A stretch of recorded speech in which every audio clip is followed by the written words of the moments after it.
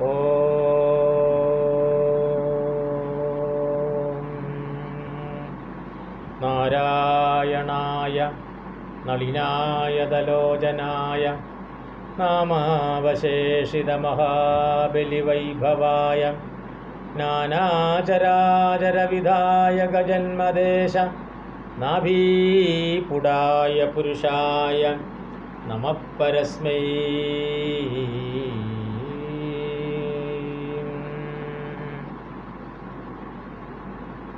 ദീപാവലി ആഘോഷം വരവായി. ദീപാവലി തുലാമാസത്തിൽ കറുത്തവാവിന് അടുപ്പിച്ചാണ് സാധാരണ വരിക. ചിലപ്പോൾ കറുത്തവാവിൻ്റെ തലേന്ന് വരാം, അതല്ലെങ്കിൽ അന്ന് വരാം. രണ്ട് തരത്തിലാണ് ദീപാവലി വരുന്നത്. ചതുർദശി തിഥിയാണ് സാധാരണ ദീപാവലിക്ക് വിശേഷമായിട്ട് പറയുന്നതായിരിക്കുന്ന കാര്യം. അപ്പം അതിന് നരക ചതുർദശി എന്നും പറയാറുണ്ട്. കാരണം നരകാസുര വധവുമായിട്ട് ബന്ധപ്പെട്ടാണ് ദീപാവലിയെ ഭാരതത്തിൽ ആഘോഷിക്കാറ്. അതുകൊണ്ടാണ് നരക ചതുർദശി എന്ന് പറയാനുള്ളതായിരിക്കുന്ന കാരണം. അപ്പം അതുകൊണ്ട് തുലാം മാസത്തിലെ കറുത്തവാവിനാണ് സാധാരണഗതിയിൽ ദീപാവലി ആഘോഷിക്കുക. അവിടെ നിന്ന് നേരെ 6-ാമത്തെ ദിവസമാണ് ശൂരപത്മാസുരനെ വധിച്ച ഷഷ്ഠി വരുന്നത്. പക്ഷേ കാലത്തിൻ്റെ ഗണനയിൽ മാറ്റം വന്നപ്പോൾ ഇപ്രാവശ്യം അത് വൃശ്ചിക മാസത്തിലേക്ക് മാറി എന്ന് മാത്രമേ ഉള്ളൂ. തുലാമാസത്തിലെ ഷഷ്ഠി മാറി വൃശ്ചിക മാസത്തിലേക്ക് വന്നു. അതുകൊണ്ട് തുലാം മാസത്തിലെ അവസാന ദിനങ്ങളാണ് ദീപാവലിയായിട്ട് ഇപ്രാവശ്യം വന്നിരിക്കുന്നത്. അപ്പോൾ നരക ചതുർദശി തിഥിക്കാണ് പ്രാധാന്യം എന്നുള്ളതാണ്. അപ്പോൾ എന്താണ് ദീപാവലിയുടെ പിന്നിലുള്ളതായിരിക്കുന്ന മഹത്വം അല്ലെങ്കിൽ ഐതിഹ്യം എന്ന് ചോദിച്ചാൽ, ദീപാവലി വാസ്തവത്തിൽ ഒരു സ്ത്രീ സംരക്ഷണത്തിൻ്റെ ദിനമാണ്. പുരാണങ്ങളിൽ അങ്ങനെ എടുത്തു പരാമർശിക്കുന്നില്ലെങ്കിലും ഭാഗവതാദി പുരാണത്തിലൂടെ നാം കടന്നു പോകുന്ന സമയത്ത് ഭാഗവതത്തിലെ സംഭവ വികാസങ്ങളിലൂടെ എടുത്തു പറയുമ്പോൾ നമുക്ക് മനസ്സിലാക്കാൻ സാധിക്കുക സ്ത്രീ സംരക്ഷണവുമായിട്ട് ബന്ധപ്പെട്ടതാണ്. സ്ത്രീകൾ എപ്പോഴാണോ പീഡിപ്പിക്കപ്പെട്ടത് ആ സമയത്ത് സ്ത്രീകൾക്ക് രക്ഷ നൽകാനാണ് ഭഗവാൻ ശ്രീകൃഷ്ണ പരമാത്മാവ് എത്തിയത്. അതേപോലെ മാനം നഷ്ടപ്പെട്ടതായിരിക്കുന്ന സ്ത്രീകൾ, മാനം നഷ്ടപ്പെട്ടു എന്നുള്ളത് വെർച്വലാണ്, മാനം നഷ്ടപ്പെട്ടിട്ടില്ല, ആളുകളുടെ തോന്നലാണ്. അപ്പോൾ ആളുകൾ പരദൂഷണത്തിൽ തൽപരരായിരിക്കുന്ന ആളുകൾ സ്ത്രീകൾക്ക് മാനം നഷ്ടപ്പെട്ടു എന്ന് പറഞ്ഞ് അവർ അകറ്റി നിർത്തും. അതൊഴിവാക്കാൻ സ്ത്രീകൾക്ക് നഷ്ടപ്പെട്ടതായിരിക്കുന്ന മാനധനം നൽകണം. അതിനു വേണ്ടിയാണ് ഭഗവാൻ നരകാസുരവധം നടത്തിയത്. അതിൻ്റെ ഓർമ്മ പുതുക്കലാണ് ദീപാവലി എന്ന് പറയുന്നത്. സാധാരണ ഭാരതത്തിൻ്റെ ഇതിഹാസങ്ങളും എല്ലാം തന്നെ പറയുന്ന ആളുകൾ നേരെ ഭാരതത്തിൻ്റെ എല്ലാ ഭാഗത്തും സ്ത്രീ പീഡനങ്ങൾ നടക്കുന്നു എന്ന് പറയുമ്പോൾ ഇത്തരത്തിലുള്ളതായിരിക്കുന്ന ഉത്സവങ്ങളെ, ഇത്തരത്തിലുള്ളതായിരിക്കുന്ന ആഘോഷങ്ങളെ, അതിൻ്റെ യഥാർത്ഥമായ പൊരുൾ അവർ മനസ്സിലാക്കുന്നില്ല എന്നുള്ളതാണ് സത്യം. അതിനെ മൂടി വെച്ചുകൊണ്ട് നേരെ ദീപാവലി ഒരു ആഘോഷം മാത്രമാക്കി മാറ്റുന്നു. അത് വാസ്തവത്തിൽ സ്ത്രീകളെ പീഡനത്തിൽ നിന്നും അടിമത്തത്തിൽ നിന്നും മോചിപ്പിച്ചതായിരിക്കുന്ന ഉത്സവം എന്ന നിലയിൽ ഉയർത്തിക്കൊണ്ടുവരുവാൻ ഇന്ന് നിലവിലുള്ളതായിരിക്കുന്ന ആധ്യാത്മിക ആചാര്യന്മാരും അതേപോലെ ആധ്യാത്മിക ഹൈന്ദവ ധാർമ്മിക സംഘടനകളും ഒന്നും അതിനെ ഉയർത്തിക്കാണിക്കുന്നില്ല. അത് വെറും ആഘോഷങ്ങളും അതോടൊപ്പം തന്നെ മധുരപലഹാരങ്ങൾ നൽകലും അതിൽ വെടിക്കെട്ട് തുടങ്ങിയിരിക്കുന്ന സമൂഹത്തിന് ആവശ്യമില്ലാത്തതായിരിക്കുന്ന കാര്യങ്ങളിലാണ് നമ്മുടെ സനാതനധർമ്മത്തിൽ വിശ്വസിക്കുന്നവരുടെ ഭാരതീയരുടെ ചിന്ത പോകുന്നത്. വെടിക്കെട്ടും അതേപോലെ പടക്കങ്ങളും കൊണ്ട് അന്തരീക്ഷത്തിൽ പൊടിപടലങ്ങൾ ഉയർത്തുക, മധുരപലഹാരങ്ങൾ വിതരണം ചെയ്യുക, അതിൽ മാത്രമായിട്ട് ഒതുങ്ങി. വാസ്തവത്തിൽ ഇത് സ്ത്രീകളെ രക്ഷിക്കാൻ വേണ്ടി ചെയ്തതായിരിക്കുന്ന കശ്മലന്മാരുടെ പിടിയിൽ നിന്ന് സ്ത്രീകളെ മോചിപ്പിച്ച് സ്ത്രീ ഉയർച്ചയ്ക്ക് വേണ്ടി, സ്ത്രീയുടെ ഉന്നമനത്തിന് വേണ്ടി പൗരാണിക കാലത്ത് ഏതാണ്ട് 5000-ലധികം വർഷങ്ങൾക്ക് മുമ്പ് എന്ന് വേണമെങ്കിൽ പറയാം. കലിയുഗം ആരംഭിച്ചിട്ട് 5000-ലധികം വർഷങ്ങളായി. അതിനു മുമ്പാണ് ശ്രീകൃഷ്ണ പരമാത്മാവ് നരകാസുരവധം നടത്തി നമുക്ക് കാണിച്ചു തന്നത് എപ്പോഴും സ്ത്രീ രക്ഷിക്കപ്പെടേണ്ടവളാണ് എന്നാണ്. അതാണ് എത്ര നാര്യസ്തു പൂജ്യന്തേ എന്നാണ് നമ്മുടെ ഭാരതീയ സംസ്കാരം പറയുന്നത്. അപ്പോൾ എന്താണ് നരകാസുരവധം? ആരാണ് നരകൻ എന്നാണ്. ഭൂമിദേവിയുടെ പുത്രനാണ് നരകൻ എന്നുള്ള അസുരൻ. എന്തുകൊണ്ടാണ് ഭൂമിദേവിക്ക് അങ്ങനെ ഒരു അസുരൻ ഉണ്ടാകാൻ കാരണം? ഭൂമിദേവിയുടെ മനസ്സ് പൂർണ്ണമായിട്ട് തൻ്റെ പുത്രൻ്റെ പ്രവൃത്തിയിൽ ഇഷ്ടപ്പെട്ടില്ല എന്നാണ്.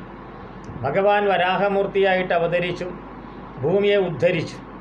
അപ്പോൾ ആ സമയത്ത് നേരെ ആ ഭൂമിയെ ഉദ്ധരിച്ച സമയത്ത് ഭഗവാനുമായുള്ള ചേർച്ചയിൽ നിന്നാണ് ഭൂമിദേവിക്ക് നരകൻ എന്നുള്ള പേരായിരിക്കുന്ന ഒരു അസുരൻ ഉണ്ടായത്. നരകൻ എന്നായിരുന്നു അവൻ്റെ പേര്. അതുകൊണ്ട് തന്നെ അവൻ ഭൂമി സുതൻ എന്ന പേരിലാണ് അറിയപ്പെടുക. ഭൗമൻ എന്ന് അവനെ അറിയപ്പെട്ടു. അപ്പോൾ ഭൗമൻ്റെ സ്വഭാവം ആസുരമായിട്ട് തീർന്നു എന്നുള്ളതാണ്.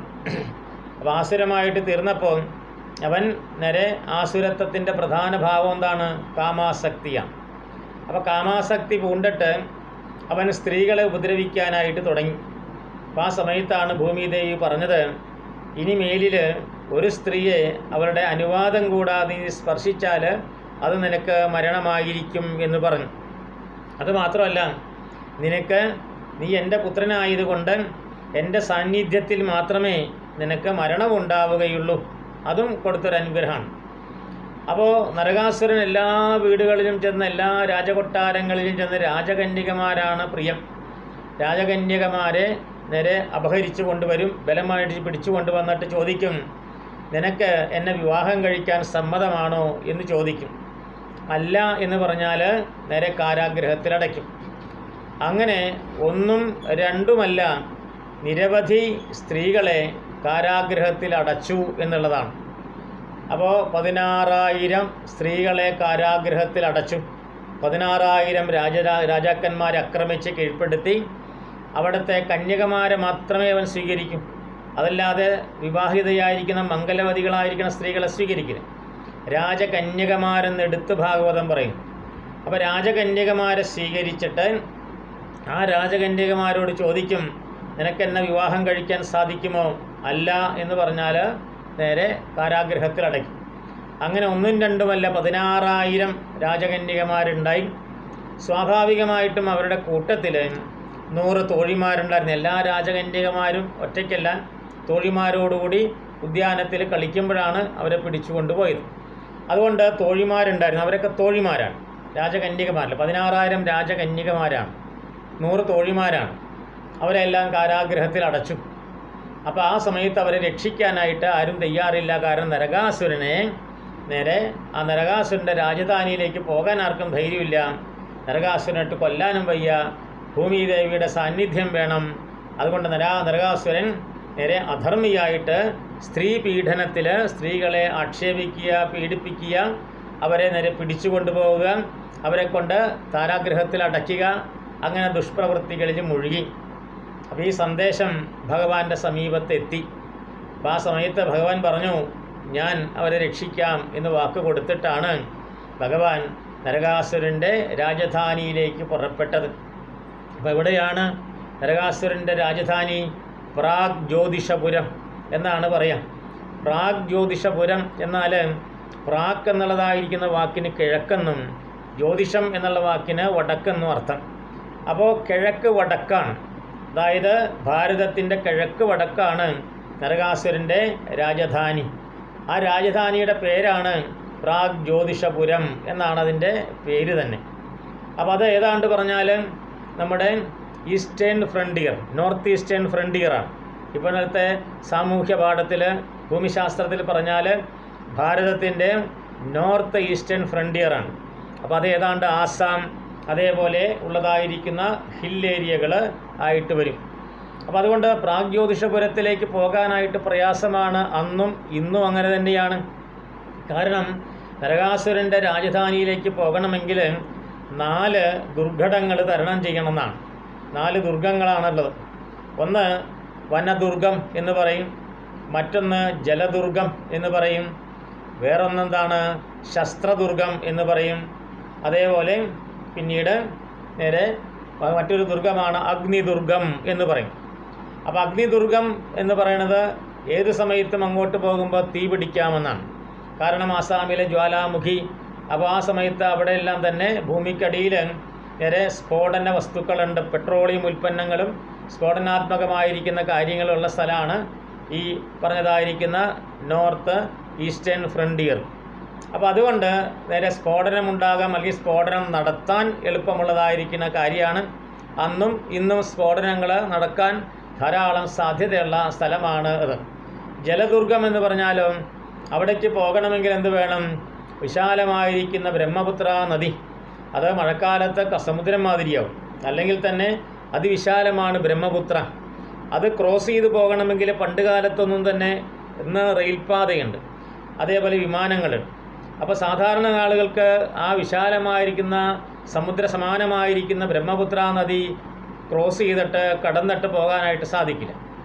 മറ്റൊന്നതാണ് വനദുർഗമാണ്, കൊടും കാടുകളാണ്, മലകളാണ്, അതാഘാത ഗർത്തങ്ങളാണ്, പർവ്വതങ്ങളാണ്, വനങ്ങളാണ്. ആ ഘോരവനത്തിലൂടെ സഞ്ചരിക്കാനും വയ്യ സാധാരണഗതിക്ക് ആ പ്രാഗ്ജ്യോതിഷപുരത്തേക്ക്. മറ്റൊന്നാണ് ശസ്ത്രദുർഗമെന്നാണ്. ആ വനങ്ങളിൽ ഒളിപ്പോരാളികൾ ധാരാളമുണ്ട്. വനത്തിൽ താമസിക്കുന്നതായിരിക്കുന്നവർ നേരെ കാട്ടാള ജാതികളെന്ന് വെച്ചാൽ മനുഷ്യത്വമില്ലാത്ത മനുഷ്യരെ തിന്നുന്നതായിരിക്കുന്ന നരഭോജികൾ ആ വനത്തിലുണ്ട്. അവരെല്ലാവരും നരകാസുരൻ്റെ കിങ്കരന്മാരാണ്. അതുകൊണ്ടാണ് ആ കാട്ടിലേക്ക് ആര് പ്രവേശിച്ചാലും അപ്പോൾ അസ്ത്രമയച്ചിട്ട് അവരെ കൊല്ലും. അങ്ങനെയാണ് അന്നും, അതേപോലെ ഇന്നും അങ്ങനെ തന്നെയാണ്. അതാണത് ഒളിപ്പോരാളികളുടെ താഴ്വാരമാണ്. കുറേ കാലത്ത് ആസാമിലൊക്കെ തന്നെ ഉൾഫ തീവ്രവാദികളുണ്ട്. ഇപ്പോഴും അതേപോലെയുള്ള തീവ്രവാദികളെ, അതേപോലെ നരകാസുരന്മാർ ഇപ്പോഴും ആ സ്ഥലങ്ങളിൽ പോറ്റി വളർത്തി അവിടേക്ക് ആരും പ്രവേശിക്കാതെ അത് ഒരു പ്രത്യേക രാക്ഷസീയ രാജ്യമായിട്ട്, രാക്ഷസീയമായ പ്രദേശമായിട്ട് അടുത്ത കാലം വരെ കൊണ്ട് നടന്നിരുന്നു.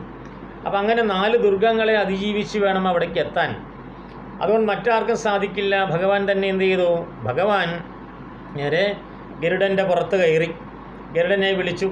അപ്പോൾ നേരെ ആകാശത്തുകൂടി അങ്ങനെ പറന്നു, വിമാനത്തിൽ പോകുന്ന മാതിരി പറന്നു. ഭൂമിയുടെ സാന്നിധ്യം വേണം, ഭൂമിയുടെ അംശമാണ് സത്യഭാമ. അതുകൊണ്ട് സത്യഭാമയെ തൻ്റെ മുമ്പിലിരുത്തി നേരെ പ്രാഗ്ജ്യോതിഷപുരത്ത് വന്നു. അവിടെ എത്തിക്കഴിഞ്ഞപ്പോഴാണ് അവിടെ ഉള്ളതായിരിക്കുന്ന മുരൻ എന്ന് പറയുന്നതായിരിക്കുന്ന 5 ശിരസ്സുള്ള ഒരു അസുരനുണ്ട്. 5 ശിരസ്സാണ്, 5 തരത്തിൽ യുദ്ധം ചെയ്യുന്ന അർത്ഥം. അപ്പോൾ 5 തരത്തിൽ 4 ദിക്കിലും മുകളിലും ഒരേപോലെ യുദ്ധം ചെയ്യാൻ കഴിവുള്ളവനാണ് ഈ 5 ശിരസ് എന്ന് പറയുന്നത് കൊണ്ട് അർത്ഥമാക്കുക. മുരൻ വന്നപ്പോൾ മുരനെ നേരെ ഭഗവാൻ വധിച്ച്, അങ്ങനെയാണ് മുരാരി എന്നുള്ള പേര് ഭഗവാന് ലഭിച്ചു. അത് കഴിഞ്ഞ് പിന്നീട് നരകാസുരൻ വന്നു. അപ്പോൾ നരകാസുരൻ നേരെ ഭഗവാന്റെ അടുത്ത് വന്നു. അപ്പോൾ ആയുധങ്ങളൊക്കെ എടുത്ത് നിരവധി യുദ്ധങ്ങളൊക്കെ നടത്തി കഴിഞ്ഞപ്പോൾ ആ നരകാസുരനെ തൻ്റെ ചക്രായുധം കൊണ്ട് ഭഗവാൻ അങ്ങനെ വധിച്ചു. അപ്പോൾ ആ സമയത്താണ് നരകാസുരൻ്റെ പുത്രൻ്റെ പേരാണ് ഭഗദത്തൻ. ഭഗദത്തൻ നേരെ വന്നു. ഭഗദത്തൻ കുട്ടിയാണ്. അപ്പോൾ ഭൂമിദേവി പ്രത്യക്ഷയായിട്ട് വന്നിട്ട് പറഞ്ഞു, ഈ ഭഗദത്തൻ പാവമാണ്, അവനെ നീ ഒന്നും ചെയ്യരുത് കൃഷ്ണ എന്ന് പറഞ്ഞു. അപ്പോൾ ആ സമയത്ത് പറഞ്ഞു, എനിക്ക് ഭഗദത്തനോടും വിരോധമില്ല, നരകാസുരനോടും വിരോധമില്ല, അവൻ്റെ പ്രവർത്തികളോടാണ് വിരോധം. ഈ സ്ത്രീകളെ 16,000 സ്ത്രീകളെയും 100 രാജകന്യകമാരെയും അനാവശ്യമായിട്ട് പീഡിപ്പിക്കുകയും ബലമായിട്ട് അവരുടെ മാതൃരാജ്യത്തു നിന്ന് കൊണ്ടുവന്നിട്ട് തടവിൽ വെക്കുകയും ചെയ്ത നരകാസുരൻ്റെ പ്രവൃത്തിയോടെ എനിക്ക് വിരോധമുള്ളൂ. നരകാസുരനോടോ അല്ലെങ്കിൽ നേരെ ഭഗദത്തനോടൊന്നും വിരോധമില്ല. ഈ രാജ്യവും എനിക്ക് വേണ്ട, എല്ലാ രാജ്യവും നീ എടുത്തോളൂ ഭഗദത്ത എന്ന് പറഞ്ഞ് ഭഗദത്തന് ആ രാജ്യമൊക്കെ കൊടുത്തു. പകരം 16,000 സ്ത്രീകളെ മോചിപ്പിച്ച് അവർക്ക് വേണ്ട വസ്ത്രങ്ങളൊക്കെ കൊടുത്ത് അവരെ നേരെ പുറത്തിറക്കി നിർത്തിച്ചു. ആ സമയത്ത് പണ്ട് നരകാസുരൻ നേരെ ദേവലോകത്തിൽ പോയിട്ട് 4 ദിഗ്ഗജങ്ങളുണ്ടായിരുന്നു എന്നാണ് പറയും. ഈ ഭൂമണ്ഡലത്തെ 4 മൂലയ്ക്ക് നിന്ന് നേരെ താങ്ങിക്കൊണ്ടിരിക്കുന്ന 4 നേരെ നാൽക്കൊമ്പനാനകളെന്ന് പറയും. നാൽക്കൊമ്പനാനയല്ല, 4 കൊമ്പുള്ള കൊമ്പനാനകളാണ്. അതാണ് നാൽക്കൊമ്പനാന എന്ന് പറയും. ആ നാൽക്കൊമ്പനാനയാണ് മഹാലക്ഷ്മിയുടെ ഗജങ്ങളാണ്, ദിഗ്ഗജങ്ങൾ എന്ന് പറയും. ദിക്കുകൾ നിൽക്കുന്ന ഗജങ്ങൾ. ആ നാൽക്കൊമ്പനാനയാണ് ഭൂമണ്ഡലത്തിൻ്റെ 4 ഭാഗത്തും നേരെ താങ്ങിക്കൊണ്ട് നിർത്തുന്നതെന്നാണ് സങ്കല്പം. അപ്പോൾ ആ 4 കൊമ്പനാനകളിൽ ഒരെണ്ണത്തെ ഭഗദത്താൽ നീ വെച്ചോളൂ എന്ന് പറഞ്ഞ് 3 എണ്ണത്തിനെ ഭഗവാൻ നേരെ ദ്വാരകയിലേക്ക് കൊണ്ടുവരാൻ നിശ്ചയിച്ചു. അപ്പോൾ അത് കഴിഞ്ഞ് ഈ 16,000 സ്ത്രീകളോട് പറഞ്ഞു, നിങ്ങൾ ഇതാ മോചിക്കപ്പെട്ടിരിക്കുന്നു, നിങ്ങൾക്ക് യഥേഷ്ടം നിങ്ങളുടെ ലോകത്തിലേക്ക് പോകാമെന്നാണ്. നിങ്ങളുടെ ലോകത്തിലേക്ക് പോകാം, നിങ്ങളുടെ നാട്ടിലേക്ക് പോകാം. അപ്പോൾ ആ സ്ത്രീകൾ പറഞ്ഞു, ഞങ്ങളെ നാട്ടിൽ നിന്ന് പിടിച്ചു കൊണ്ടുവന്നു. അപ്പോൾ നാട്ടുകാരും വീട്ടുകാരും എന്തു പറയും? ഇവള് അന്യൻ തൊട്ട് എച്ചിലാക്കിയ പെണ്ണാണ്, ഞങ്ങൾക്ക് വേണ്ട എന്ന് പറയും. അപ്പോൾ അന്നത്തെ സാമൂഹികമായിരിക്കുന്ന ഒരു അനാചാരമാണ്. അത് വാസ്തവത്തിൽ തെറ്റാണ്. കാരണം ഒരിക്കലും സ്ത്രീ പതിതയാകുന്നില്ല എന്നാണ്. മറ്റൊരുത്തൻ ബലമായിട്ട് സ്പർശിച്ചു കഴിഞ്ഞാൽ സ്ത്രീക്ക് പതിത്വം സംഭവിക്കുന്നില്ല. പക്ഷേ അന്നത്തെ ഒരു ദുരാചാരമായാലും അനാചാരമായാലും അപ്രകാരം സ്ത്രീക്ക് ഒരു ആപത്ത് സംഭവിച്ചാൽ അന്നത്തെ സമൂഹം അത് ഏറ്റെടുക്കാൻ തയ്യാറായില്ല. അവരെ തള്ളിപ്പറയുന്ന ആ ഒരു ആചാരം ഉണ്ടായിരുന്നു. ഭഗവാൻ അത് തിരുത്തി. ഭഗവാൻ പറഞ്ഞു അങ്ങനെയില്ല. പക്ഷേ സ്ത്രീകൾക്ക് വിശ്വാസമായില്ല. ഞങ്ങൾ നാട്ടിൽ ചെന്നാൽ അച്ഛൻ ചിലപ്പോൾ മരിച്ചിട്ടുണ്ടാകും, അമ്മ മരിച്ചിട്ടുണ്ടാകും, സഹോദരന്മാരുടെ ഭാര്യമാർ, സഹോദരന്മാർ, നാട്ടുകാർ ഞങ്ങളെ കുറ്റം പറയും, അവർ ഞങ്ങളെ പതിതകളായിട്ട് വ്യാഖ്യാനിക്കും. ഭഗവാനെ, ഞങ്ങൾക്കിനി ഞങ്ങളുടെ നാട്ടിലേക്ക് പോകാൻ വയ്യ എന്ന് പറഞ്ഞു അവർ. അപ്പോൾ ആ സമയത്ത് ഭഗവാൻ ചിന്തിച്ചു, ആ ആചാരത്തെ അനാചാരത്തെ എങ്ങനെ മാറ്റാൻ സാധിക്കുക? ആരെങ്കിലും ധൈര്യമായിട്ട് മുന്നോട്ട് വരണം, ഒരു ധീരമായിരിക്കുന്ന തീരുമാനം എടുക്കണം. മാനം നഷ്ടപ്പെട്ട സ്ത്രീക്ക് നേരെ ജോലി കൊടുത്തിട്ട് കാര്യമില്ല, ധനം കൊടുത്തിട്ട് കാര്യമില്ല, മറ്റൊന്നും കൊടുത്തിട്ട് കാര്യമില്ല. മാനം നഷ്ടപ്പെട്ട സ്ത്രീക്ക് മാനം കൊടുക്കണം. അതാണ് മാനധനമാണ് വേണ്ടത്, അതല്ലാതെ മറ്റൊരു ധനമല്ല വേണ്ടത്. മാനധനം കൊടുക്കണം. മാനധനം കൊടുക്കണമെങ്കിൽ എന്ത് വേണം? അവർ സമൂഹ മധ്യത്തിൽ നെഞ്ചു നിവർത്തിക്കൊണ്ട് തലയുയർത്തിക്കൊണ്ട് അഭിമാനത്തോടെ പറയണം, ഞങ്ങൾ പതിതകളല്ല, ഞങ്ങൾ നേരെ ഉത്തമ സ്ത്രീകളാണ് എന്ന് പറയണം. അതിനുവേണ്ടിയാണ് ഭഗവാൻ ധീരമായ തീരുമാനമെടുത്തിട്ട് അവരോട് ചോദിച്ചു, നിങ്ങൾക്ക് മനസ്സിൽ എന്താണ് ആഗ്രഹം? അപ്പോൾ അവരെല്ലാവരും കൈകൂപ്പിക്കൊണ്ട് പറഞ്ഞു, ഞങ്ങൾക്കിനി ഭഗവാൻ മാത്രമാണ് ആശ്രയം. ഞങ്ങൾക്ക് അച്ഛനും സഹോദരനും ഭർത്താവും എല്ലാമായിട്ട് നേരെ ഭഗവാൻ മാത്രമേയുള്ളൂ. അതാണ് മനസ്സേ വവുറിരെ അഭീഷ്ടം എന്ന് പറഞ്ഞ് ഭഗവാൻ മാത്രമാണ് ശരണം എന്ന് പറഞ്ഞപ്പോൾ ഭഗവാൻ അവർക്ക് മാനധനം നൽകിയിട്ട് പറഞ്ഞു, ഇനി മുതൽ അഭിമാനത്തോടെ നിങ്ങൾ പതിതകളല്ല, തല ഉയർത്തിക്കൊണ്ട് പറയണം നിങ്ങൾ ആരാണ് എന്ന് പറഞ്ഞാൽ ഞങ്ങൾ ശ്രീകൃഷ്ണ പരമാത്മാവിൻ്റെ പട്ടമഹിഷികളാണ്, രാജഭക്തിമാരാണ്, രാജപദവിയാണ് ഞങ്ങൾക്കുള്ളതെന്ന് അഭിമാനത്തോടെ പറയണം.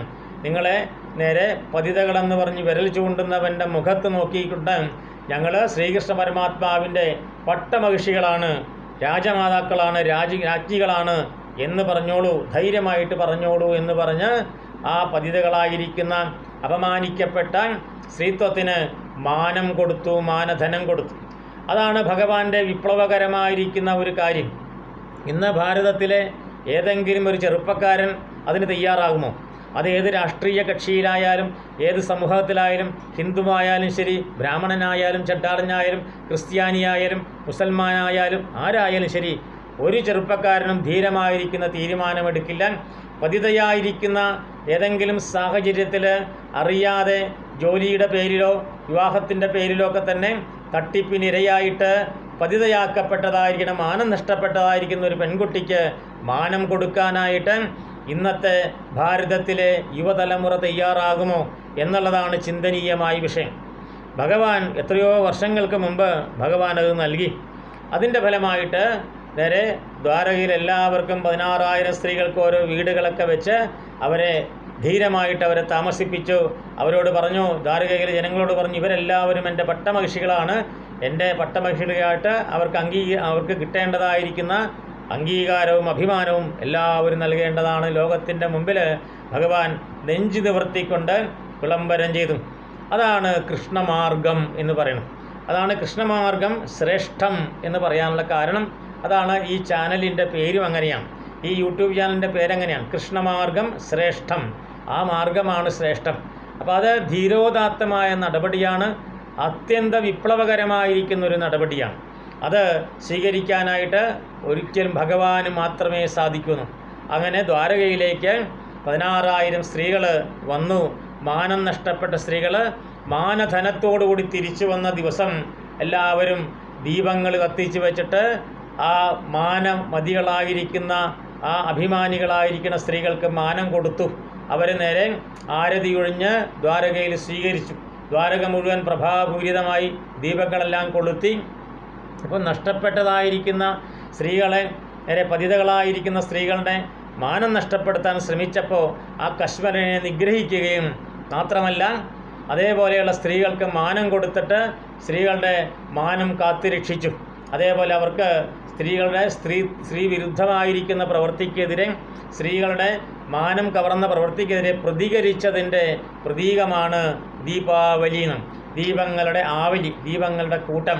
അപ്പോൾ ഈ 16,000 സ്ത്രീകളെ ആ ദ്വാരകയിലേക്ക് സ്വീകരിച്ചപ്പോൾ എല്ലാ വീടുകളിലും വിളക്കങ്ങനെ കൊളുത്തി അങ്ങോട്ട് സ്വീകരിച്ചു. അത് പിന്നെ ഭാരതം മുഴുവനായിട്ട് ആചരിക്കാൻ തുടങ്ങി. അതുകൊണ്ടാണ് ദീപാവലി എന്ന് പറയുമ്പോൾ പടക്കം കത്തിക്കലോ വിളക്ക് കൊളുത്തലോ മധുരങ്ങൾ വിതരണം ചെയ്യുകയോ എല്ലാം. അപ്പോൾ സ്ത്രീത്വത്തെ ഉയർത്തി, സ്ത്രീത്വത്തെ ഉദ്ധരിച്ചു. നഷ്ടപ്പെട്ടതായിരുന്ന മാനം നഷ്ടപ്പെട്ട സ്ത്രീകൾക്ക് മാനം കൊടുത്തു, മാനധനം കൊടുത്തു. അവരെ സമൂഹത്തിൻ്റെ മുമ്പിലേക്ക് ഉയർത്തിക്കൊണ്ടുവന്നതായിരിക്കുന്ന ആ മഹത്തായിരിക്കുന്ന ചരിത്ര പാരമ്പര്യത്തിൻ്റെ ഒരു നിത്യസ്മരണയാണ് ദീപാവലി. അതുകൊണ്ട് തന്നെ നമ്മുടെ ഹൈന്ദവ പുരാണങ്ങളും ധർമ്മങ്ങളും നമ്മുടെ ദേവതമാരും പ്രത്യേകിച്ച് നേരെ ശ്രീകൃഷ്ണ പരമാത്മാവും തൻ്റെ മാർഗത്തിലൂടെ കാണിച്ചു തന്നെന്താണ്? സ്ത്രീ ഒരിക്കലും പതിതയല്ല, സ്ത്രീ സംരക്ഷിക്കപ്പെടേണ്ടവളാണ്, അവൾക്ക് മാനം കൊടുക്കണം. അതിനുവേണ്ടി നാം മുന്നോട്ടിറങ്ങണം. എല്ലാ യുവാക്കന്മാരും എല്ലാവരും നേരെ, എല്ലാ പ്രവർത്തകരും നേരെ സ്ത്രീയുടെ മാനം രക്ഷിക്കാനായിട്ട് ഉയർന്നു വരണം. പണ്ട് ഒരു ജടായു നേരെ തൻ്റെ ചിറക് കൊണ്ട് നേരെ രാവണനെ തടുത്തതുപോലെ അങ്ങനെ ശേഷിച്ചു.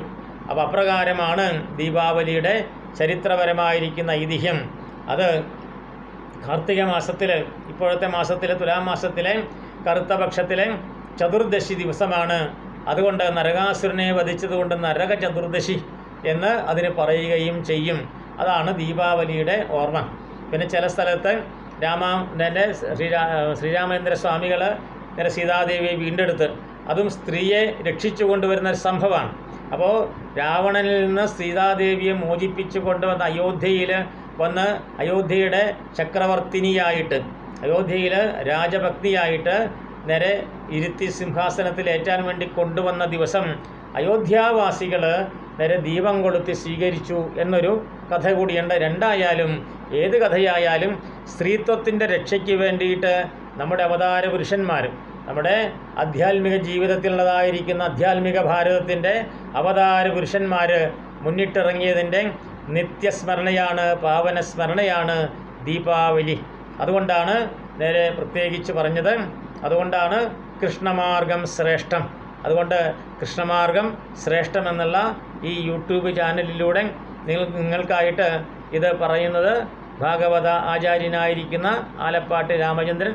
ഇനിയും ഈ കൃഷ്ണമാർഗം ശ്രേഷ്ഠം എന്നുള്ളതായിരിക്കുന്ന യൂട്യൂബ് ചാനലിലൂടെ നമുക്ക് നമ്മുടെ പുരാണങ്ങളുടെ യഥാർത്ഥമായിരിക്കുന്ന വ്യാഖ്യാനത്തെ ശ്രവിക്കാൻ സാധിക്കും. ഓം നമോ ഭഗവതേ വാസുദേവായ. ഓം കൃഷ്ണായ വാസുദേവായ ഹരേ പരമാത്മനെ പ്രണതക്ലേശനാശായ ഗോവിന്ദായ നമോ നമഃ.